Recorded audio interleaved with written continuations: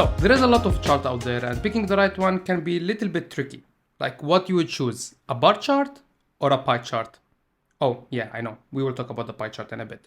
So I'm going to show you when and why to choose a chart, and I have put it all together in a cheat sheet that you can download it and refer to it anytime whenever you're building a chart. So there are 4 groups of charts that you'll be using most of the time: comparison, composition, stage analysis, and relationship. Let's start with one of the most common reasons we use the charts: to compare things. Sometimes we compare items, other times we compare how things change over time. Bar charts are perfect when you are comparing items. Like here, how much did each product category sell? They're so effective because our eyes are great at comparing lengths, especially when everything starts from a shared baseline. And if you have more categories, just to flip it side away, it becomes a horizontal bar chart or a row chart. They're easier to scan, especially for ranked data. Here directly we can see R&D has the highest spend and admin has the lowest. Now what if you want to see how things change over time? Just use the line chart. Line charts are super common because they're perfect when your data is continuous, like tracking monthly revenue over a year. Because they let us spot trends, spikes, dips really easily. Like here, the line goes up in April, then dips in July, then makes strong comeback by the end of the year. You can also add another line like revenue from the previous year, and now you'll be able to compare both trends at the same time. But sometimes you don't want to compare trends, you want to compare categories at a specific point in time. In that case, use a group bar chart. They're great when you get only few points like a monthly or quarterly snapshot and you want to compare different categories at a specific time. Just don't overdo it, too many bars and it gets harder to see what's actually going on. Now let's talk about composition charts. And yes, we're going there with the pie chart. Pie charts get a lot of hate and honestly it's fair. Our brain just not good in comparing angles or curved shapes. It's hard to tell which slice is bigger when the values are close. Like this one. Can you tell which slice is bigger, the red or the blue? Yeah, that's not easy without the label. But that doesn't mean pie charts are always bad.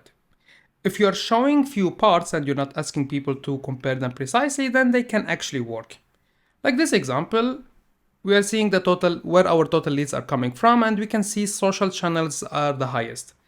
But even with just 3 slices, if they are close in sizes, then it will get tricky to tell which one is the biggest. Otherwise, use a bar chart, or even better, just show a simple table. So only use them when the difference is obvious.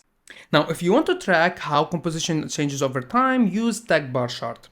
Remember this chart? We use it to compare product categories.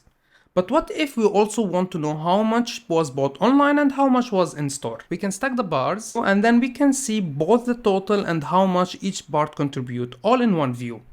Like here, electronics had the most sales overview, but most of those were online. Home appliances on the other hand, they had more in-store sales. Sometimes you want to go beyond totals and trends. You want to show how things go through a process. That's where stage analysis charts come in. Use a funnel chart when you're tracking drop-offs step by step, like how many people open an email and then they visit the site and actually buy. You see how it narrows and you instantly spot where users fall off.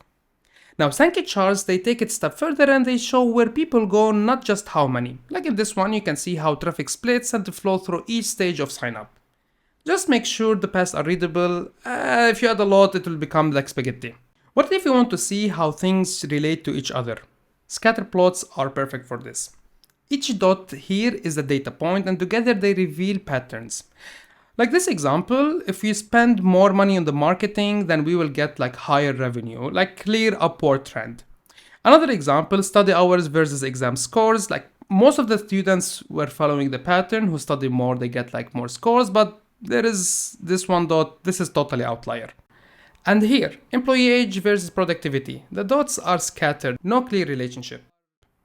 Scatter plots are great for spotting coloration, clusters, and especially outlier. And they're a very strong tool if you want to persuade someone with data. So that's it. For groups of charts, comparison, composition, stage analysis, and relationship, there are more charts out there, but I have added them in the cheat sheet. Download it from the link below and use it when you're building your next chart.